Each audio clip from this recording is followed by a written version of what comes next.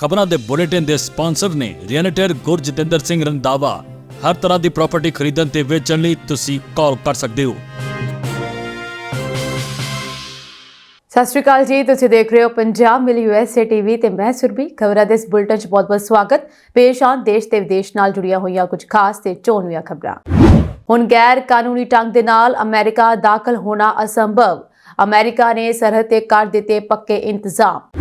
Canada ਦੇ ਵੱਲੋਂ 6500 ਪ੍ਰਵਾਸੀਆਂ ਨੂੰ PR ਦਾ ਸੱਦਾ।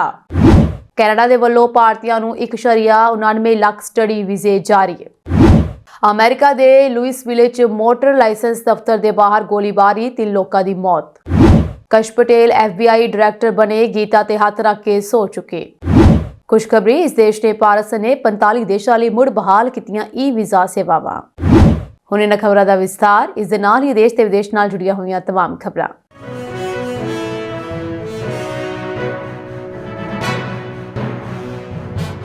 ਜਦੋਂ ਤੋਂ ਡੋਨਾਲਡ ਟਰੰਪ ਨੇ ਅਮਰੀਕਾ ਦੇ ਨਵੇਂ ਰਾਸ਼ਟਰਪਤੀ ਵਜੋਂ ਸਹੁੰ ਚੁੱਕੀ ਹੈ, ਉਦੋਂ ਤੋਂ ਅਮਰੀਕੀ ਏਜੰਸੀਆਂ ਗੈਰ ਕਾਨੂੰਨੀ ਪ੍ਰਵਾਸੀਆਂ ਦੇ ਪਿੱਛੇ ਹੱਥ ਧੋ ਕੇ ਪਈਆਂ ਹਨ। ਲਗਾਤਾਰ ਗੈਰ ਕਾਨੂੰਨੀ ਪ੍ਰਵਾਸੀਆਂ ਨੂੰ ਫੜ ਕੇ ਉਹਨਾਂ ਦੇ ਜੱਦੀ ਮੁਲਕਾਂ ਦੇ ਵਿੱਚ ਭੇਜਿਆ ਜਾ ਰਿਹਾ ਹੈ। ਇਸੇ ਅਭਿਆਸ ਵਿੱਚ ਅਮਰੀਕਾ ਨੇ ਭਾਰਤ ਵਿੱਚ ਵੀ 3 ਅਮਰੀਕੀ ਫੌਜੀ ਜਹਾਜ਼ ਭੇਜੇ, ਜਿਨ੍ਹਾਂ ਵਿੱਚ ਕਰੀਬ 332 ਭਾਰਤੀ ਸ਼ਾਮਲ ਸਨ। ਅਮਰੀਕਾ ਨੇ ਭਾਵੇਂ ਗੈਰ ਕਾਨੂੰਨੀ ਪ੍ਰਵਾਸ ਵਿਰੁੱਧ ਸਖਤ ਕਦਮ ਦਿਖਾ ਦਿੱਤੇ ਹਨ, ਪਰ ਫਿਰ ਵੀ ਉੱਥੋਂ ਦੀ ਫੌਜ ਅਲਰਟ ਤੇ ਹੈ। ਹੁਣ ਅਮਰੀਕੀ ਫੌਜ ਨੇ ਮੈਕਸੀਕੋ ਦੇ ਨਾਲ ਲੱਗਦੀ ਸਰਹੱਦ ਤੇ ਸੁਰੱਖਿਆ ਦੇ ਪੁਖਤਾ ਪ੍ਰਬੰਧ ਕਰ ਦਿੱਤੇ ਹਨ। ਇਸ ਦੇ ਨਾਲ ਹੀ ਫੌਜ ਨੇ ਸਰਹੱਦ ਨੇੜੇ ਵੱਡੇ ਕੈਮਰੇ ਵੀ ਲਗਾਏ ਹਨ ਅਤੇ ਚੇਤਾਵਨੀ ਦਿੱਤੀ ਹੈ ਕਿ ਜੇਕਰ ਕੋਈ ਇਸ ਕੰਧ ਨੂੰ ਟੱਪਣ ਦੀ ਕੋਸ਼ਿਸ਼ ਕਰੇਗਾ ਤਾਂ ਉਸ ਦੀਆਂ ਤਸਵੀਰਾਂ ਇਨ੍ਹਾਂ ਕੈਮਰੇ ਵਿੱਚ ਕੈਦ ਹੋ ਜਾਣਗੀਆਂ ਤੇ ਉਸ ਨੂੰ ਤੁਰੰਤ ਗ੍ਰਿਫਤਾਰ ਕਰ ਲਿਆ ਜਾਵੇਗਾ ਤੇ ਜੇਲ੍ਹ ਭੇਜਿਆ ਜਾਵੇਗਾ। ਫੌਜੀ ਅਧਿਕਾਰੀ ਬਾਰਡਰ ਪੈਟਰੋਲ ਚੀਫ ਮਾਈਕਲ ਨੇ ਇਨ੍ਹਾਂ ਤਿਆਰੀਆਂ ਸੰਬੰਧੀ ਜਾਣਕਾਰੀ ਦਿੰਦਿਆਂ ਇਹ ਦੱਸਿਆ ਕਿ ਹੁਣ ਅਮਰੀਕਾ ਦੇ ਵਿੱਚ ਗੈਰ ਕਾਨੂੰਨੀ ਦਾਖਲਾ ਲਗਭਗ ਅਸੰਭਵ ਹੈ ਅਤੇ ਜੇਕਰ ਕੋਈ ਵਿਅਕਤੀ ਗੈਰ ਕਾਨੂੰਨੀ ਤਰੀਕੇ ਨਾਲ ਅਮਰੀਕਾ ਵਿੱਚ ਦਾਖਲ ਹੋਣ ਦੀ ਕੋਸ਼ਿਸ਼ ਕਰੇਗਾ ਤਾਂ ਉਸ ਦੇ ਵਿਰੁੱਧ ਸਖਤ ਕਾਰਵਾਈ ਕੀਤੀ ਜਾਵੇਗੀ। ਕੈਨੇਡਾ ਦੇ ਇਮੀਗ੍ਰੇਸ਼ਨ ਵਿਭਾਗ ਵੱਲੋਂ 6500 ਪ੍ਰਵਾਸੀਆਂ ਨੂੰ PR ਲਈ ਅਰਜ਼ੀ ਦਾਇਰ ਕਰਨ ਦੇ ਸੱਦੇ ਭੇਜੇ ਗਏ ਹਨ ਅਤੇ ਮੌਜੂਦਾ ਵਰ੍ਹੇ ਦੌਰਾਨ ਐਕਸਪ੍ਰੈਸ ਐਂਟਰੀ ਦਾ ਇਹ ਸਭ ਤੋਂ ਵੱਡਾ ਡਰਾ ਮੰਨਿਆ ਜਾ ਰਿਹਾ ਹੈ। ਫ੍ਰੈਂਚ ਭਾਸ਼ਾ ਵਿੱਚ ਮਹਾਰਤ ਵਾਲੀ ਸ਼੍ਰੇਣੀ ਅਧੀਨ ਘੱਟੋ-ਘੱਟ CRS ਸਕੋਰ 428 ਦਰਜ ਕੀਤਾ ਗਿਆ ਅਤੇ ਇਕੱਲੇ ਫਰਵਰੀ ਮਹੀਨੇ ਦੌਰਾਨ 11601 ਪ੍ਰਵਾਸੀਆਂ ਨੂੰ PR ਦੇ ਸੱਦੇ ਭੇਜੇ ਜਾ ਚੁੱਕੇ ਹਨ। ਇਮੀਗ੍ਰੇਸ਼ਨ ਵਿਭਾਗ ਵੱਲੋਂ 2025 ਤੇ 26 ਦੇ ਟੀਚਿਆਂ ਅਧੀਨ ਕੈਨੇਡੀਅਨ ਤਜਰਬੇ ਵਾਲੇ ਅਤੇ ਪ੍ਰੋਵਿੰਸ਼ੀਅਲ ਨੋਮਿਨੀ ਪ੍ਰੋਗਰਾਮ ਵਾਲੇ ਉਮੀਦਵਾਰਾਂ ਨੂੰ ਤਰਜੀਹ ਦਿੱਤੀ ਜਾ ਰਹੀ ਹੈ। 2025 ਦੌਰਾਨ ਕੈਨੇਡੀਅਨ ਤਜਰਬੇ ਅਤੇ ਪ੍ਰੋਵਿੰਸ਼ੀਅਲ ਨੋਮਿਨੀ ਪ੍ਰੋਗਰਾਮ ਵਾਲੇ 82,890 ਪ੍ਰਵਾਸੀਆਂ ਨੂੰ PR ਦਿੱਤੀ ਜਾ ਸਕਦੀ ਹੈ। ਇੱਥੇ ਦੱਸਣਾ ਬਣਦਾ ਹੈ ਕਿ ਪ੍ਰੋਵਿੰਸ਼ੀਅਲ ਨੋਮਿਨੀ ਪ੍ਰੋਗਰਾਮ ਵਿੱਚ ਸ਼ਾਮਲ ਉਮੀਦਵਾਰਾਂ ਨੂੰ 600 ਅੰਕ ਵਾਧੂ ਮਿਲ ਜਾਂਦੇ ਹਨ ਅਤੇ CRS ਵਿੱਚ ਉਹਨਾਂ ਦਾ ਮੁਕਾਬਲਾ ਕਰਨ ਵਾਲੇ ਜ਼ਿਆਦਾ ਉਮੀਦਵਾਰ ਨਹੀਂ ਹੁੰਦੇ। ਇਸ ਵੇਲੇ ਭਾਸ਼ਾਈ ਮਹਾਰਤ ਰਾਹੀਂ ਕੋਈ ਵੀ ਉਮੀਦਵਾਰ ਆਪਣੇ ਖਾਤੇ ਦੇ ਵਿੱਚ 310 ਅੰਕ ਜੋੜ ਸਕਦਾ ਹੈ ਅਤੇ ਜੀਵਨ ਸਾਥੀ ਕੋਲ ਵੀ ਬਰਾਬਰ ਦੀ ਮਹਾਰਤ ਹੋਣ ਦੀ ਸੂਰਤ ਵਿੱਚ 320 CRS ਅੰਕ ਹੋਰ ਜੁੜ ਸਕਦੇ ਹਨ। ਕੈਨੇਡੀਅਨ ਧਰਤੀ ਤੇ ਹਾਸਲ ਜਾਂ ਵਿਦੇਸ਼ੀ ਧਰਤੀ ਤੇ ਹਾਸਲ ਤਜਰਬੇ ਦਾ ਵੀ ਮੁੱਲ ਪੈਂਦਾ ਹੈ, ਪਰ ਹੁਨਰਮੰਦ ਕਾਮਿਆਂ ਦੀ ਸ਼੍ਰੇਣੀ ਦੇ ਵਿੱਚ ਕਈ ਵਾਰ ਮੁਕਾਬਲਾ ਕਾਫੀ ਸਖਤ ਹੋ ਜਾਂਦਾ ਹੈ। ਇੱਥੇ ਦੱਸਣਾ ਬਣਦਾ ਹੈ ਕਿ 17 ਫਰਵਰੀ ਨੂੰ ਪ੍ਰੋਵਿੰਸ਼ੀਅਲ ਨੋਮਿਨੀ ਪ੍ਰੋਗਰਾਮ ਦੇ ਅਧੀਨ ਕੱਢੇ ਗਏ ਡਰੋ ਦੌਰਾਨ 644 ਉਮੀਦਵਾਰਾਂ ਨੂੰ ਪਰਮਾਨੈਂਟ ਰੈਜ਼ੀਡੈਂਸੀ ਦੇ ਸੱਦੇ ਭੇਜੇ ਗਏ, ਪਰ ਕੱਟ ਆਫ CRS ਕੋਡ 750 ਦਰਜ ਕੀਤਾ ਗਿਆ। ਇਸ ਤੋਂ ਪਹਿਲਾਂ 5 ਫਰਵਰੀ ਨੂੰ ਕੱਢੇ ਡਰੋ ਦੌਰਾਨ ਕੈਨੇਡੀਅਨ ਤਜਰਬੇ ਵਾਲੇ 4000 ਉਮੀਦਵਾਰਾਂ ਨੂੰ PR ਦੇ ਸੱਦੇ ਭੇਜੇ ਗਏ ਅਤੇ ਘੱਟੋ-ਘੱਟ CRS ਸਕੋਰ 521 ਦਰਜ ਕੀਤਾ ਗਿਆ। 23 ਜਨਵਰੀ ਨੂੰ ਕੱਢੇ ਗਏ ਡਰੋ ਦੇ ਵਿੱਚ ਵੀ 4000 ਉਮੀਦਵਾਰਾਂ ਨੂੰ ਪਰਮਾਨੈਂਟ ਰੈਜ਼ੀਡੈਂਸੀ ਦੇ ਸੱਦੇ ਭੇਜੇ ਗਏ ਅਤੇ ਘੱਟੋ-ਘੱਟ CRS ਸਕੋਰ 527 ਦਰਜ ਕੀਤਾ ਗਿਆ। ਕੈਨੇਡਾ ਨੇ ਭਾਰਤੀ ਵਿਦਿਆਰਥੀਆਂ ਨੂੰ 1,99,000 ਸਟੱਡੀ ਵੀਜ਼ੇ ਜਾਰੀ ਕਰਦਿਆਂ ਕਿਹਾ ਹੈ ਕਿ ਉਹ ਕੈਨੇਡੀਅਨ ਐਜੂਕੇਸ਼ਨ ਸਿਸਟਮ ਦਾ ਅਟੁੱਟ ਹਿੱਸਾ ਬਣੇ ਰਹਿਣਗੇ। ਇਮੀਗ੍ਰੇਸ਼ਨ ਮੰਤਰੀ ਮਾਰਕ ਵੱਲੋਂ ਕੈਨੇਡੀਅਨ ਵਿਦਿਅਕ ਅਦਾਰਿਆਂ ਨੂੰ ਅਫਰੀਕਾ, ਦੱਖਣੀ ਪੂਰਬੀ ਏਸ਼ੀਆ ਅਤੇ ਲੈਟਿਨ ਅਮਰੀਕਨ ਵਿਦਿਆਰਥੀਆਂ ਨੂੰ ਦਾਖਲਾ ਦੇਣ ਵੱਲ ਧਿਆਨ ਕੇਂਦਰਿਤ ਕਰਨ ਦਾ ਸੱਦਾ ਦਿੱਤਾ ਹੈ। 2024 ਦੌਰਾਨ ਕੈਨੇਡਾ ਦੇ ਵੱਲੋਂ 5,18,000 ਸਟੱਡੀ ਵੀਜ਼ਾ ਜਾਰੀ ਕੀਤੇ ਗਏ, ਜੋ 2023 ਦੇ ਮੁਕਾਬਲੇ ਮਾਮੂਲੀ ਤੌਰ ਤੇ ਘੱਟ ਬਣਦੇ ਹਨ। ਕੈਨੇਡਾ ਦੇ ਵਿੱਚ ਕੌਮਾਂਤਰੀ ਵਿਦਿਆਰਥੀਆਂ ਦੀ ਗਿਣਤੀ ਵਿੱਚ ਤੇਜ਼ ਵਾਧਾ ਹੋਣ ਕਾਰਨ ਰਿਹਾਇਸ਼ ਦੀ ਸਮੱਸਿਆ ਪੈਦਾ ਹੋਣ ਲੱਗੀ ਅਤੇ ਕੰਮਕਾਜੀ ਥਾਵਾਂ ਤੇ ਵਿਦਿਆਰਥੀਆਂ ਦਾ ਆਰਥਿਕ ਸ਼ੋਸ਼ਣ ਵੀ ਹੋਣ ਲੱਗਾ। ਦੂਜੇ ਪਾਸੇ ਪ੍ਰਾਈਵੇਟ ਕਾਲਜਾਂ ਵੱਲੋਂ ਮੋਟੀਆਂ ਫੀਸਾਂ ਲੈ ਕੇ ਲੁੱਟ ਦਾ ਧੰਦਾ ਵੀ ਚਲਾਇਆ ਗਿਆ, ਜਿਸ ਮਗਰੋਂ ਕੈਨੇਡਾ ਸਰਕਾਰ ਕੌਮਾਂਤਰੀ ਵਿਦਿਆਰਥੀਆਂ ਦੇ ਦਾਖਲਿਆਂ ਨਾਲ ਸੰਬੰਧਿਤ ਨਿਯਮ ਬਦਲਣ ਲਈ ਮਜਬੂਰ ਹੋ ਗਏ ਅਤੇ ਗਿਣਤੀ ਸੀਮਿਤ ਕਰ ਦਿੱਤੀ ਗਈ। ਇਮੀਗ੍ਰੇਸ਼ਨ ਮੰਤਰੀ ਨੇ ਕਿਹਾ ਹੈ ਕਿ ਕੈਨੇਡੀਅਨ ਵਿਦਿਅਕ ਅਦਾਰਿਆਂ ਨੂੰ ਸਿਰਫ ਗਿਣਤੀ ਵੱਲ ਨਹੀਂ ਜਾਣਾ ਚਾਹੀਦਾ ਅਤੇ ਬਿਹਤਰੀਨ ਮਿਆਰ ਅਤੇ ਕਾਰਗੁਜ਼ਾਰੀ ਵੀ ਯਕੀਨੀ ਬਣਾਉਣੀ ਚਾਹੀਦੀ ਹੈ। ਇੱਥੇ ਦੱਸਣਾ ਬੰਦ ਹੈ ਕਿ ਕੌਮਾਂਤਰੀ ਵਿਦਿਆਰਥੀਆਂ ਦੀ ਗਿਣਤੀ ਘਟਾਏ ਜਾਣ ਮਗਰੋਂ ਕਈ ਵਿਦਿਅਕ ਅਦਾਰਿਆਂ ਵੱਲੋਂ ਆਪਣੇ ਕੋਰਸ ਅਤੇ ਸਟਾਫ ਦੇ ਵਿੱਚ ਕਟੌਤੀ ਕਰਨ ਲਈ ਮਜਬੂਰ ਹੋ ਗਏ। ਹੈਮਿਲਟਨ ਦੇ ਇੱਕ ਕਾਲਜ ਵੱਲੋਂ ਆਪਣਾ 20% ਸਟਾਫ ਘਟਾ ਦਿੱਤਾ ਗਿਆ ਅਤੇ ਤਕਰੀਬਨ 16 ਕੋਰਸ ਬੰਦ ਕਰ ਦਿੱਤੇ ਗਏ। ਸ਼ੈਰੀਡਨ ਕਾਲਜ ਵੱਲੋਂ 40 ਕੋਰਸ ਖਤਮ ਕਰਨ ਦਾ ਐਲਾਨ ਕੀਤਾ ਗਿਆ ਅਤੇ ਨਾਲ ਹੀ ਮਾਰਕਮ ਕੈਂਪਸ ਨੂੰ ਆਰਜ਼ੀ ਤੌਰ ਤੇ ਬੰਦ ਕਰ ਦਿੱਤਾ ਗਿਆ। ਇਸੇ ਤਰ੍ਹਾਂ ਟਿਮਿੰਸ ਦੇ ਨਾਰਦਰਨ ਕਾਲਜ ਨੇ ਸਾਲ 2025 ਤੇ 26 ਦੌਰਾਨ $60 ਲੱਖ ਦਾ ਘਾਟਾ ਹੋਣ ਦਾ ਖਦਸ਼ਾ ਜ਼ਾਹਰ ਕੀਤਾ, ਜਦਕਿ 26-27 ਦੌਰਾਨ ਘਾਟਾ ਵੱਧ ਕੇ $1.20 ਕਰੋੜ ਤੱਕ ਜਾ ਸਕਦਾ ਹੈ। ਦੱਸ ਦਈਏ ਕਿ ਕੌਮਾਂਤਰੀ ਵਿਦਿਆਰਥੀਆਂ ਦੀ ਗਿਣਤੀ ਘਟਾਉਣ ਦੇ ਨਾਲ-ਨਾਲ ਕੈਨੇਡਾ ਸਰਕਾਰ ਵੱਲੋਂ ਅੰਡਰ ਗ੍ਰੈਜੂਏਟ ਕੋਰਸਾਂ ਵਾਸਤੇ ਸਪਾਊਸ ਵੀਜ਼ਾ ਪੂਰੀ ਤਰ੍ਹਾਂ ਬੰਦ ਕਰ ਦਿੱਤੇ ਗਏ, ਜਦਕਿ ਪੋਸਟ ਗ੍ਰੈਜੂਏਟ ਵਾਲੇ ਵੀ 94 ਕੋਰਸਾਂ ਵਿੱਚ ਹੀ ਸਪਾਊਸ ਵੀਜ਼ਾ ਮਿਲਦਾ ਹੈ, ਜਿਸ ਨਾਲ ਪੰਜਾਬ ਵਿੱਚ ਹੋਣ ਵਾਲੇ ਆਇਲਸ ਵਿਆਹ ਬੰਦ ਹੋ ਗਏ। ਅਮਰੀਕਾ ਦੇ ਲੂਇਸਵਿਲੇ ਵਿੱਚ ਸ਼ੁੱਕਰਵਾਰ ਨੂੰ ਇੱਕ ਮੋਟਰ ਲਾਇਸੈਂਸ ਦਫ਼ਤਰ ਦੇ ਬਾਹਰ 3 ਲੋਕਾਂ ਦਾ ਗੋਲੀ ਮਾਰ ਕੇ ਕਤਲ ਕਰ ਦਿੱਤਾ ਗਿਆ। ਲੂਇਸਵਿਲੇ ਵਿੱਚ ਦੁਪਹਿਰ ਦੀ ਘਟਨਾ ਵਿੱਚ ਇੱਕ ਆਦਮੀ ਅਤੇ 2 ਔਰਤਾਂ ਨੂੰ ਗੋਲੀ ਮਾਰ ਦਿੱਤੀ ਗਈ। ਵਿਅਕਤੀ ਦੀ ਮੌਕੇ ਤੇ ਹੀ ਮੌਤ ਹੋ ਗਈ, ਜਦਕਿ ਜ਼ਖਮੀ ਔਰਤਾਂ ਨੂੰ ਹਸਪਤਾਲ ਲਿਜਾਇਆ ਗਿਆ, ਜਿੱਥੇ ਡਾਕਟਰਾਂ ਨੇ ਉਹਨਾਂ ਨੂੰ ਮ੍ਰਿਤਕ ਐਲਾਨ ਕਰ ਦਿੱਤਾ। ਘਟਨਾ ਤੋਂ ਬਾਅਦ ਹਮਲਾਵਰ ਫਰਾਰ ਹੋਣ ਵਿੱਚ ਕਾਮਯਾਬ ਹੋ ਗਿਆ। ਫਿਲਹਾਲ ਪੁਲਿਸ ਹਮਲਾਵਰ ਦੀ ਭਾਲ ਕਰ ਰਹੀ ਹੈ। ਕੈਨਕੀ ਦੇ ਗਵਰਨਰ ਨੇ ਇਸ ਘਟਨਾ ਨੂੰ ਹਿੰਸਾ ਦਾ ਘਿਨੌਣਾ ਰੂਪ ਦੱਸਿਆ ਹੈ। ਲੂਇਸਵਿਲੇ ਮੈਟਰੋ ਪੁਲਿਸ ਡਿਪਾਰਟਮੈਂਟ ਅਨੁਸਾਰ ਅਧਿਕਾਰੀਆਂ ਨੇ ਸ਼ੁੱਕਰਵਾਰ ਦੁਪਹਿਰ ਨੂੰ ਇੱਕ ਡਰਾਈਵਰ ਲਾਇਸੈਂਸ ਦਫ਼ਤਰ ਵਿੱਚ ਗੋਲੀਬਾਰੀ ਦੀ ਰਿਪੋਰਟ ਮਿਲੀ। ਜਦੋਂ ਪੁਲਿਸ ਮੌਕੇ ਤੇ ਪਹੁੰਚੀ ਤਾਂ ਉਹਨਾਂ ਨੇ ਪਾਰਕਿੰਗ 'ਚ ਇੱਕ ਵਿਅਕਤੀ ਦੀ ਮੌਤ ਅਤੇ 2 ਔਰਤਾਂ ਨੂੰ ਜ਼ਖਮੀ ਹਾਲਤ 'ਚ ਦੇਖਿਆ। ਦੋਵੇਂ ਜ਼ਖਮੀ ਔਰਤਾਂ ਨੂੰ ਬਚਾਇਆ ਨਹੀਂ ਜਾ ਸਕਿਆ। ਪੁਲਿਸ ਨੇ ਅਜੇ ਤੱਕ ਇਹ ਨਹੀਂ ਪਤਾ ਹੈ ਕਿ ਹਮਲਾਵਰ ਅਤੇ ਪੀੜਤ ਇੱਕ ਦੂਜੇ ਨੂੰ ਜਾਣਦੇ ਸਨ ਜਾਂ ਨਹੀਂ। ਇਹ ਘਟਨਾ ਲੂਇਸਵਿਲੇ ਦੇ ਦੱਖਣੀ ਬਾਹਰੀ ਇਲਾਕੇ ਵਿੱਚ ਵਾਪਰੀ। ਇਹ ਬਹੁਤ ਵਿਅਸਤ ਇਲਾਕਾ ਹੈ, ਜਿਸ ਵਿੱਚ ਬਹੁਤ ਸਾਰੀਆਂ ਦੁਕਾਨਾਂ ਅਤੇ ਕਾਰੋਬਾਰ ਹਨ। ਦਿਨ ਵੇਲੇ ਹੋਈ ਇਸ ਗੋਲੀਬਾਰੀ ਨੇ ਸਥਾਨਕ ਲੋਕਾਂ ਨੂੰ ਹਿਲਾ ਕੇ ਰੱਖ ਦਿੱਤਾ ਹੈ। ਪੁਲਿਸ ਨੇ ਮੇਜਰ ਡੋਨਾਲਡ ਨੇ ਦੱਸਿਆ ਹੈ ਕਿ ਹਮਲਾਵਰ ਇੱਕ ਵਾਹਨ ਵਿੱਚ ਮੌਕੇ ਤੋਂ ਫਰਾਰ ਹੋ ਗਿਆ। ਉਹਨਾਂ ਨੇ ਕਿਹਾ ਪੁਲਿਸ ਕੋਲ ਫਿਲਹਾਲ ਉਸ ਦੀ ਗੱਡੀ ਬਾਰੇ ਕੋਈ ਜਾਣਕਾਰੀ ਨਹੀਂ ਹੈ। ਨੇੜੇ ਲੱਗੇ ਸੀਸੀਟੀਵੀ ਦੀ ਮਦਦ ਨਾਲ ਉਸ ਦੀ ਭਾਲ ਲਈ ਯਤਨ ਕੀਤੇ ਜਾ ਰਹੇ ਹਨ। ਕਸ਼ਯਪ ਪ੍ਰਮੋਦ ਪਟੇਲ ਯਾਨੀ ਕਸ਼ ਪਟੇਲ ਨੇ ਸ਼ਨੀਵਾਰ ਨੂੰ ਭਗਵਦ ਗੀਤਾ ਦੇ ਹੱਥ ਰੱਖ ਕੇ ਅਮਰੀਕੀ ਜਾਂਚ ਏਜੰਸੀ FBI ਦੇ ਡਾਇਰੈਕਟਰ ਵਜੋਂ ਸਹੁੰ ਚੁੱਕੇ। ਉਹ ਇਸ ਜਾਂਚ ਏਜੰਸੀ ਦੇ ਮੁਖੀ ਵਜੋਂ ਨਿਯੁਕਤ ਕੀਤੇ ਜਾਣ ਵਾਲੇ 9ਵੇਂ ਵਿਅਕਤੀ ਹਨ। ਸਹੁੰ ਚੁੱਕ ਸਮਾਗਮ ਵਾਸ਼ਿੰਗਟਨ ਦੇ ਵਾਈਟ ਹਾਊਸ ਕੰਪਲੈਕਸ ਵਿੱਚ ਆਈਜ਼ਨਹਾਵਰ ਐਗਜ਼ੀਕਿਊਟਿਵ ਆਫਿਸ ਬਿਲਡਿੰਗ ਯਾਨੀ EEOB ਦੇ ਇੰਡੀਅਨ ਟ੍ਰੀਟੀ ਰੂਮ ਦੇ ਵਿੱਚ ਹੋਇਆ। ਇਸ ਦਾ ਆਯੋਜਨ ਅਮਰੀਕੀ ਅਟਾਰਨੀ ਜਨਰਲ ਪੈਮ ਬੋਂਡੀ ਦੁਆਰਾ ਕੀਤਾ ਗਿਆ ਸੀ। ਅਮਰੀਕੀ ਰਾਸ਼ਟਰਪਤੀ ਡੋਨਾਲਡ ਟਰੰਪ ਨੇ ਪਟੇਲ ਦੀ ਨਿਯੁਕਤੀ ਦੀ ਪ੍ਰਸ਼ੰਸਾ ਕੀਤੀ ਅਤੇ FBI ਏਜੰਟਾਂ ਵਿੱਚ ਉਹਨਾਂ ਦੇ ਸਤਿਕਾਰ ਦਾ ਜ਼ਿਕਰ ਕੀਤਾ। ਟਰੰਪ ਨੇ ਕਿਹਾ, ਮੈਨੂੰ ਕਸ਼ ਪਟੇਲ ਬਹੁਤ ਪਸੰਦ ਸੀ ਅਤੇ ਮੈਂ ਉਸ ਨੂੰ ਇਸ ਅਹੁਦੇ ਤੇ ਨਿਯੁਕਤ ਕਰਨਾ ਚਾਹੁੰਦਾ ਸੀ ਕਿਉਂਕਿ FBI ਏਜੰਟ ਉਸ ਦਾ ਬਹੁਤ ਸਤਿਕਾਰ ਕਰਦੇ ਸਨ। ਉਸਨੇ ਕਿਹਾ ਉਹ ਇਸ ਅਹੁਦੇ ਲਈ ਸਭ ਤੋਂ ਵਧੀਆ ਹੋਵੇਗਾ। ਉਹ ਇੱਕ ਬਹੁਤ ਹੀ ਮਜ਼ਬੂਤ ਅਤੇ ਸਖਤ ਵਿਅਕਤੀ ਹੈ। ਉਸਨੇ ਆਪਣੇ ਵਿਚਾਰ ਹਨ। ਇਸ ਤੋਂ ਇਲਾਵਾ ਇੱਕ ਵਧੀਆ ਬਿਆਨ ਦਿੱਤਾ ਗਿਆ ਅਤੇ ਕਿਹਾ ਕਿ ਕਸ਼ ਇੱਕ ਅਸਧਾਰਨ ਵਿਅਕਤੀ ਹੈ ਅਤੇ ਲੋਕ ਇਸ ਨੂੰ ਨਹੀਂ ਸਮਝਦੇ। ਜਦੋਂ ਉਸਨੇ ਇਹ ਕਿਹਾ ਤਾਂ ਇਸ ਵਿੱਚ ਕੋਈ ਸ਼ੱਕ ਨਹੀਂ ਸੀ। ਇਹ ਇੱਕ ਸਤਿਕਾਰਯੋਗ ਅਤੇ ਦਰਮਿਆਨੀ ਸੋਚ ਵਾਲੇ ਵਿਅਕਤੀ ਦੁਆਰਾ ਦਿੱਤਾ ਗਿਆ ਇੱਕ ਵਧੀਆ ਬਿਆਨ ਸੀ। ਪਟੇਲ ਦੀ ਨਿਯੁਕਤੀ ਨੂੰ ਵੀਰਵਾਰ ਨੂੰ ਸੈਨੇਟ ਨੇ 51 ਤੇ 49 ਦੇ ਵੋਟਾਂ ਦੇ ਨਾਲ ਮਨਜ਼ੂਰੀ ਦੇ ਦਿੱਤੀ। 2 ਰਿਪਬਲਿਕਨ ਸੈਨੇਟਰ ਸੂਜ਼ਨ ਅਤੇ ਲੀਜ਼ਾ ਉਸ ਦੀ ਨਿਯੁਕਤੀ ਦਾ ਵਿਰੋਧ ਕਰਨ ਵਿੱਚ ਡੈਮੋਕ੍ਰੇਟਸ ਨਾਲ ਸ਼ਾਮਲ ਹੋਏ। ਕਸ਼ ਪਟੇਲ ਭਾਰਤੀ ਮੂਲ ਦੇ ਪਿਤਾ ਦਾ ਪੁੱਤਰ ਹੈ। ਉਸ ਦਾ ਜਨਮ ਇੱਕ ਗੁਜਰਾਤੀ ਪਰਿਵਾਰ ਵਿੱਚ ਹੋਇਆ ਸੀ। 1970 ਦੇ ਦਹਾਕੇ ਵਿੱਚ ਜਦੋਂ ਯੁਗਾਂਡਾ ਦੇ ਸ਼ਾਸਕ ਈਦੀ ਅਮੀਨ ਨੇ ਉਹਨਾਂ ਨੂੰ ਦੇਸ਼ ਛੱਡਣ ਦਾ ਹੁਕਮ ਦਿੱਤਾ ਸੀ ਤਾਂ ਕਸ਼ ਪਟੇਲ ਦੇ ਮਾਪੇ ਕੈਨੇਡਾ ਹੁੰਦੇ ਹੋਏ ਅਮਰੀਕਾ ਭੱਜ ਗਏ ਸਨ। 1988 ਦੇ ਵਿੱਚ ਪਟੇਲ ਦੇ ਪਿਤਾ ਨੂੰ ਅਮਰੀਕੀ ਨਾਗਰਿਕਤਾ ਦੇਣ ਤੋਂ ਬਾਅਦ ਇੱਕ ਹਵਾਈ ਜਹਾਜ਼ ਕੰਪਨੀ ਵਿੱਚ ਨੌਕਰੀ ਮਿਲ ਗਈ। ਕਸ਼ ਪਟੇਲ ਪਹਿਲਾਂ ਅੱਤਵਾਦ ਦੇ ਵਿਰੋਧੀ ਵਕੀਲ ਅਤੇ ਰੱਖਿਆ ਸਕੱਤਰ ਦੇ ਚੀਫ ਆਫ ਸਟਾਫ ਵਜੋਂ ਸੇਵਾ ਨਿਭਾ ਚੁੱਕੇ ਹਨ। ਉਹ FBI ਦੀ ਵੀ ਆਲੋਚਨਾ ਕਰਦਾ ਰਿਹਾ ਹੈ। ਉਸ ਦੀ ਪੁਸ਼ਟੀ ਨੇ ਡੈਮੋਕ੍ਰੇਟਸ ਵਿੱਚ ਚਿੰਤਾਵਾਂ ਪੈਦਾ ਕਰ ਦਿੱਤੀਆਂ ਹਨ ਜੋ ਉਸ ਦੀ ਅਗਵਾਈ ਹੇਠ ਏਜੰਸੀ ਦੀ ਆਜ਼ਾਦੀ ਬਾਰੇ ਚਿੰਤਿਤ ਹਨ। ਯੂਕਰੇਨ ਦੇ ਵਿਦੇਸ਼ ਮੰਤਰਾਲੇ ਨੇ ਭਾਰਤ, ਭੂਟਾਨ, ਮਾਲਦੀਵ ਅਤੇ ਨੇਪਾਲ ਸਮੇਤ 45 ਦੇਸ਼ਾਂ ਦੇ ਵਿਦੇਸ਼ੀ ਨਾਗਰਿਕਾਂ ਲਈ ਇਲੈਕਟ੍ਰੋਨਿਕ ਵੀਜ਼ਾ ਯਾਨੀ ਈ-ਵੀਜ਼ਾ ਜਾਰੀ ਕਰਨਾ ਮੁੜ ਸ਼ੁਰੂ ਕਰ ਦਿੱਤਾ ਹੈ। ਕੌਂਸਲਰ ਸੇਵਾ ਵਿਭਾਗ ਜਨਰਲ 19 ਫਰਵਰੀ 2025 ਤੋਂ ਅਰਜ਼ੀਆਂ ਤੇ ਕਾਰਵਾਈ ਕਰੇਗਾ, ਜਿਸ ਨਾਲ ਯੋਗ ਯਾਤਰੀਆਂ ਨੂੰ ਸੈਰ ਸਪਾਟਾ, ਕਾਰੋਬਾਰ, ਸਿੱਖਿਆ, ਸੱਭਿਆਚਾਰਕ ਅਤੇ ਵਿਗਿਆਨਕ ਗਤੀਵਿਧੀਆਂ, ਪੱਤਰਕਾਰੀ, ਖੇਡਾਂ ਅਤੇ ਡਾਕਟਰੀ ਇਲਾਜ ਵਰਗੇ ਵੱਖ-ਵੱਖ ਉਦੇਸ਼ਾਂ ਲਈ ਈ-ਵੀਜ਼ਾ ਲਈ ਅਰਜ਼ੀ ਦੇਣ ਦੀ ਆਗਿਆ ਮਿਲੇਗੀ। ਯੂਕਰੇਨੀਅਨ ਦੂਤਕਾਰ ਅਨੁਸਾਰ ਈ-ਵੀਜ਼ਾ ਪ੍ਰਣਾਲੀ 2 ਸ਼੍ਰੇਣੀਆਂ ਦੀ ਪੇਸ਼ਕਸ਼ ਕਰੇਗੀ। $20 ਦੀ ਕੀਮਤ ਵਾਲਾ ਸਿੰਗਲ ਐਂਟਰੀ ਵੀਜ਼ਾ ਅਤੇ $30 ਦੀ ਕੀਮਤ ਵਾਲਾ ਡਬਲ ਐਂਟਰੀ ਵੀਜ਼ਾ। ਤੁਰੰਤ ਪ੍ਰਕਿਰਿਆ ਦੀ ਚੋਣ ਕਰਨ ਵਾਲੇ ਬਿਨੇਕਾਰਾਂ ਲਈ ਪ੍ਰੋਸੈਸਿੰਗ ਫੀਸ ਦੁੱਗਣੀ ਕਰ ਦਿੱਤੀ ਜਾਵੇਗੀ। ਈ-ਵੀਜ਼ਾ ਲਈ ਮਿਆਰੀ ਪ੍ਰੋਸੈਸਿੰਗ ਸਮਾਂ 3 ਕੰਮਕਾਜੀ ਦਿਨ ਹੈ, ਜਦੋਂ ਕਿ ਤੁਰੰਤ ਅਰਜ਼ੀਆਂ ਤੇ ਕਾਰਵਾਈ 1 ਦਿਨ ਦੇ ਅੰਦਰ ਕੀਤੀ ਜਾਵੇਗੀ।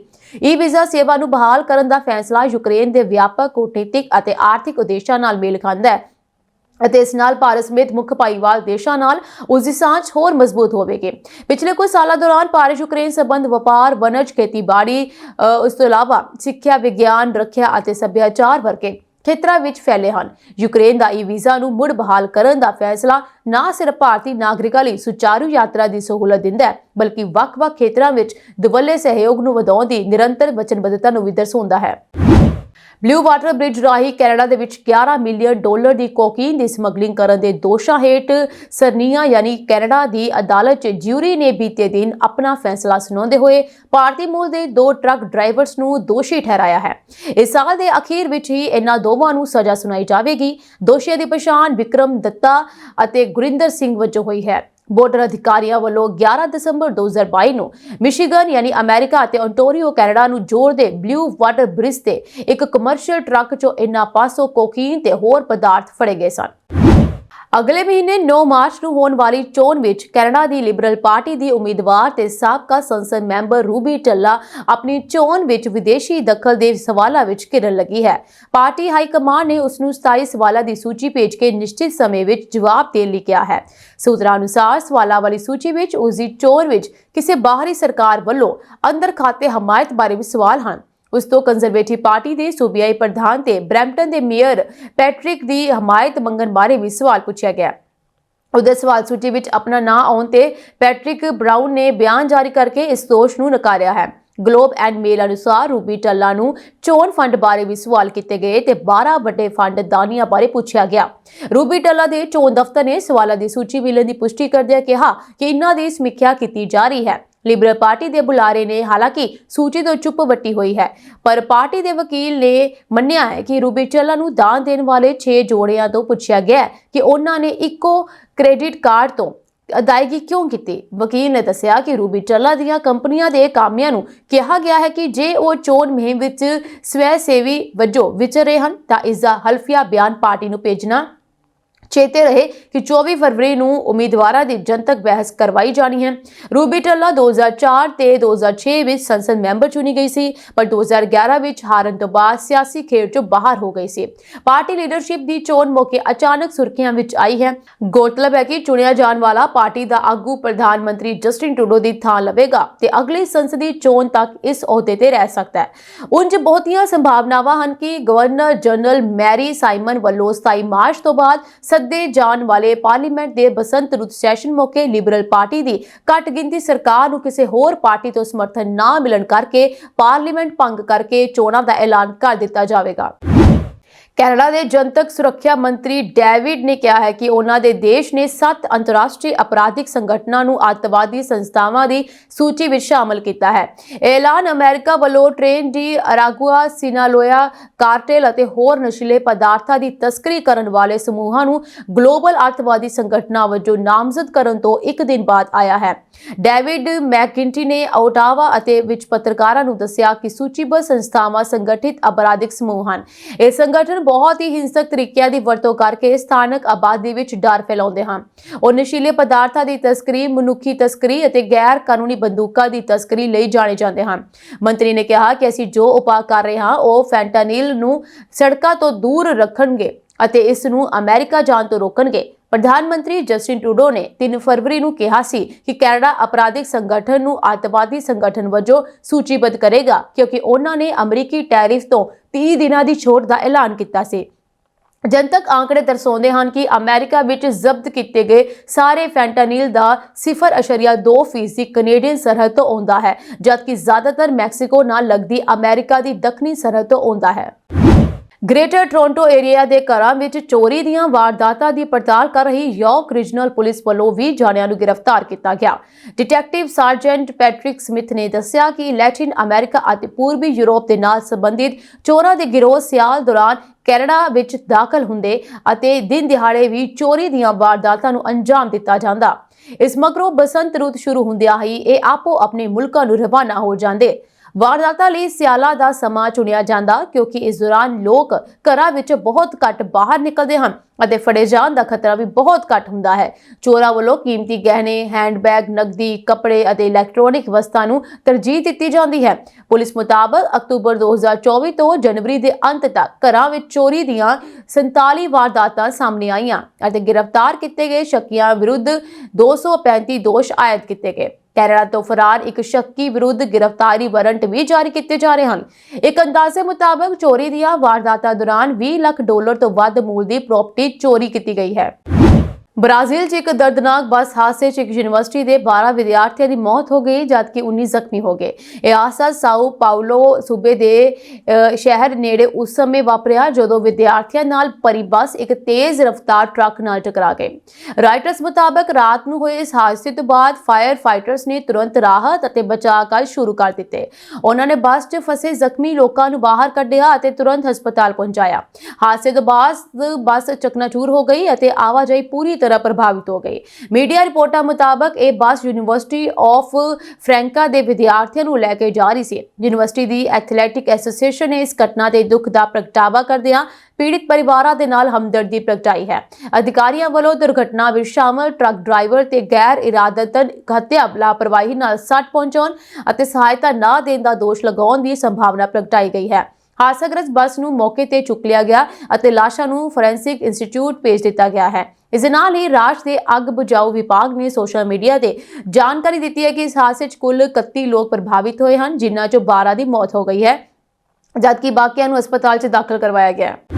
ਭਾਰਤੀ ਮੂਲ ਦੇ ਕਸ਼ ਪਟੇਲ ਨੇ ਸੈਨੇਟ ਦੁਆਰਾ ਫੈਡਰਲ ਬਿਊਰੋ ਆਫ ਇਨਵੈਸਟੀਗੇਸ਼ਨ ਯਾਨੀ FBI ਦੇ ਡਾਇਰੈਕਟਰ ਵਜੋਂ ਪੁਸ਼ਟੀ ਕੀਤੇ ਜਾਣ ਤੋਂ ਬਾਅਦ ਰਾਸ਼ਟਰਪਤੀ ਟਰੰਪ ਦਾ ਧੰਨਵਾਦ ਕੀਤਾ ਅਤੇ ਏਜੰਸੀ ਨੂੰ ਪਾਰਦਰਸ਼ੀ, ਜਵਾਬਦੇਹ ਅਤੇ ਨਿਆਂ ਪ੍ਰਤੀ ਵਚਨਬੱਧ ਬਣਾਉਣ ਦੀ ਸਹੁੰ ਖਾਧੀ ਹੈ।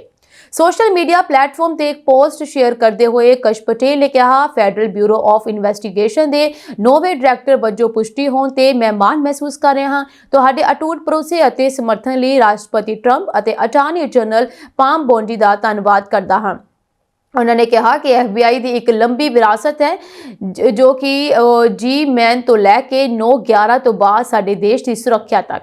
ਅਮਰੀਕੀ ਲੋਕ ਇੱਕ ਅਜਿਹੀ FBI ਦੇ ਹੱਕਦਾਰ ਹਨ ਜੋ ਪਾਰਦਰਸ਼ੀ, ਜਵਾਬਦੇਹ ਅਤੇ ਨਿਆਂ ਲਈ ਵਚਨਬੱਧ ਹਨ। ਸਾਡੀ ਨਿਆਂ ਪ੍ਰਣਾਲੀ ਦੇ ਸਿਆਸੀਕਰਨ ਨੇ ਲੋਕਾਂ ਦੇ ਭਰੋਸੇ ਨੂੰ ਖਤਮ ਕਰ ਦਿੱਤਾ। ਇਸ ਦੌਰਾਨ ਕਸ਼ ਪਟੇਲ ਨੇ ਚੇਤਾਵਨੀ ਦਿੱਤੀ ਹੈ ਕਿ ਅਮਰੀਕਾ ਨੂੰ ਨੁਕਸਾਨ ਪਹੁੰਚਾਉਣ ਵਾਲਿਆਂ ਨੂੰ ਨਹੀਂ ਬਖਸ਼ਾਂਗੇ। ਅਮਰੀਕਾ ਦੇ ਦੁਸ਼ਮਣਾਂ ਨੂੰ ਧਰਤੀ ਦੇ ਹਰ ਕੋਨੇ ਵਿੱਚੋਂ ਲੱਭ ਕੇ ਲਿਆਵਾਂਗੇ। ਦੁਨੀਆ ਵਿੱਚ ਇੱਕ ਵਾਰ ਫਿਰ ਕੋਰੋਨਾ ਵਰਗੀ ਸਥਿਤੀ ਪੈਦਾ ਹੋ ਸਕਦੀ ਹੈ। ਦਰਅਸਲ ਚੀਨ ਵਿੱਚ ਕੋਰੋਨਾ ਵਾਇਰਸ ਵਰਗਾ ਇੱਕ ਹੋਰ ਨਵਾਂ ਵਾਇਰਸ ਮਿਲਿਆ ਹੈ। ਇਹ ਵਾਇਰਸ ਅਜੇ ਜਾਨਵਰਾਂ ਵਿੱਚ ਮਿਲਿਆ ਹੈ, ਮਨੁੱਖਾਂ ਵਿੱਚ ਨਹੀਂ ਫੈਲਿਆ ਹੈ। ਪਰ ਇੱਥੇ ਖਤਰੇ ਵਾਲੀ ਗੱਲ ਇਹ ਹੈ ਕਿ ਜਾਨਵਰਾਂ ਤੋਂ ਮਨੁੱਖਾਂ ਵਿੱਚ ਆਸਾਨੀ ਨਾਲ ਫੈਲ ਸਕਦਾ ਹੈ। ਇਹ ਨਵਾਂ ਵਾਇਰਸ ਚੀਨ ਦੀ ਵੁਹਾਨ ਲੈਬ ਦੇ ਵਿੱਚ ਪਾਇਆ ਗਿਆ ਹੈ। ਕੋਰੋਨਾ ਕਾਰਨ ਹੋਈ ਤਬਾਹੀ ਨੂੰ ਕੌਣ ਭੁੱਲ ਸਕਦਾ ਹੈ। ਹੁਣ ਇਸ ਵਾਇਰਸ ਦੇ ਮਿਲਣ ਨਾਲ ਉੱਥੇ ਇੱਕ ਵਾਰ ਫਿਰ ਦਹਿਸ਼ਤ ਦਾ ਮਾਹੌਲ ਹੈ ਅਤੇ ਲੋਕ ਫਿਰ ਤੋਂ ਡਰ ਰਹੇ ਹਨ। ਬਲੂਮਬਰਗ ਦੀ ਰਿਪੋਰਟ ਦੇ ਅਨੁਸਾਰ ਚੀਨ ਦੇ ਵੁਹਾਨ ਇੰਸਟੀਚਿਊਟ ਆਫ ਵਾਇਰੋਲੋਜੀ ਦੇ ਖੋਜਕਰਤਾਵਾਂ ਨੇ ਇਸ ਨਵੇਂ ਵਾਇਰਸ ਦੀ ਖੋਜ ਕੀਤੀ ਹੈ। ਇਹ ਵਾਇਰਸ ਮਨੁੱਖੀ ਸਿਹਤ ਲਈ ਇੱਕ ਨਵਾਂ ਖਤਰਾ ਹੈ। ਖੋਜਕਰਤਾਵਾਂ ਦੇ ਅਨੁਸਾਰ ਇਹ ਵਾਇਰਸ ਉਹਨਾਂ ਹੀ ਰਿਸੈਪਟਰਾਂ ਰਾਹੀਂ ਸੈੱਲਾਂ ਵਿੱਚ ਦਾਖਲ ਹੁੰਦਾ ਹੈ ਜਿਵੇਂ ਕੋਰੋਨਾ ਵਾਇਰਸ ਕਰਦਾ ਹੈ। ਇਹ ਵਾਇਰਸ ਮਨੁੱਖਾਂ ਅਤੇ ਹੋਰ ਥਣਧਾਰੀ ਜੀਵਾਂ ਦੇ ਸਰੀਰ ਵਿੱਚ ਪਾਏ ਜਾਣ ਵਾਲੇ ਪ੍ਰੋਟੀਨ ਦੇ ਨਾਲ ਜੁੜ ਕੇ ਸੈੱਲਾਂ ਨੂੰ ਸੰਕਰਮਿਤ ਕਰਦੇ ਹਨ। ਇਸ ਨਵੇਂ ਵਾਇਰਸ ਨੂੰ ਮਿਡਲ ਈਸਟ ਰੈਸਪੀਰੇਟਰੀ ਸਿੰਡਰੋਮ ਯਾਨੀ ਕਿ MERS ਕਿਹਾ ਜਾਂਦਾ ਹੈ। ਰਿਪੋਰਟ ਦੇ ਅਨੁਸਾਰ 2012 ਤੋਂ ਮਈ 2024 ਤੱਕ ਲਗਭਗ 2600 ਲੋਕਾਂ ਵਿੱਚ MERS ਵਾਇਰਸ ਦੀ ਪੁਸ਼ਟੀ ਹੋਈ ਹੈ। ਇਸ ਵਾਇਰਸ ਦੇ ਨਾਲ ਸੰਕਰਮਿਤ ਲੋਕਾਂ ਵਿੱਚੋਂ 36% ਦੀ ਮੌਤ ਹੋ ਗਈ ਹੈ। ਵਿਸ਼ਵ ਸਿਹਤ ਸੰਗਠਨ ਦੀ ਵੈਬਸਾਈਟ ਦੇ ਅਨੁਸਾਰ ਇਸ ਦੇ ਜ਼ਿਆਦਾਤਰ ਮਾਮਲੇ ਸਾਊਦੀ ਅਰਬ ਵਿੱਚ ਪਾਏ ਗਏ ਹਨ। ਵੁਹਾਨ ਵਾਇਰਸ ਰਿਸਰਚ ਸੈਂਟਰ ਚਮਗਾਦੜਾ ਵਿੱਚ ਪਾਏ ਜਾਣ ਵਾਲੇ ਕੋਰੋਨਾ ਵਾਇਰਸ ਦੇ ਆਪਣੇ ਕੰਮ ਲਈ ਜਾਣਿਆ ਜਾਂਦਾ ਹੈ। ਕਿਹਾ ਜਾ ਰਿਹਾ ਹੈ ਕਿ ਕੋਰੋਨਾ ਵਾਇਰਸ ਵੀ ਚੀਨ ਦੀ ਵੁਹਾਨ ਲੈਬ ਤੋਂ ਲੀਕ ਹੋਇਆ ਸੀ, ਜਿਸ ਨੇ ਪੂਰੀ ਦੁਨੀਆ ਵਿੱਚ ਤਬਾਹੀ ਮਚਾ ਦਿੱਤੀ ਸੀ। ਅਮਰੀਕਾ ਰੂਸ ਅਤੇ ਯੂਕਰੇਨ ਵਿਚਕਾਰ ਜੰਗ ਖਤਮ ਕਰਨ ਦੀ ਕੋਸ਼ਿਸ਼ ਕਰ ਰਿਹਾ ਹੈ। ਅਮਰੀਕੀ ਅਧਿਕਾਰੀਆਂ ਨੇ ਸਾਊਦੀ ਅਰਬ ਦੇ ਵਿੱਚ ਰੂਸੀ ਅਧਿਕਾਰੀਆਂ ਨਾਲ ਵੀ ਇਸ ਮਾਮਲੇ ਤੇ ਚਰਚਾ ਕੀਤੀ। ਰਿਪੋਰਟਾਂ ਅਨੁਸਾਰ ਰੂਸ ਵੀ ਕਾਫੀ ਹੱਦ ਤੱਕ ਸਹਿਮਤ ਹੋ ਗਿਆ ਹੈ। ਰਾਇਟਰਸ ਦੀ ਇੱਕ ਰਿਪੋਰਟ ਦੇ ਅਨੁਸਾਰ ਰੂਸ ਯੂਕਰੇਨ ਵਿੱਚ ਬੁਨਿਆਦੀ ਢਾਂਚੇ ਦੇ ਮੁੜ ਨਿਰਮਾਣ ਲਈ ਯੂਰਪ ਵਿੱਚ ਜਮ੍ਹਾਂ ਕੀਤੀਆਂ ਜਾਇਦਾਦਾਂ ਦੀ ਵਰਤੋਂ ਕਰਨ ਲਈ ਵੀ ਤਿਆਰ ਹੈ।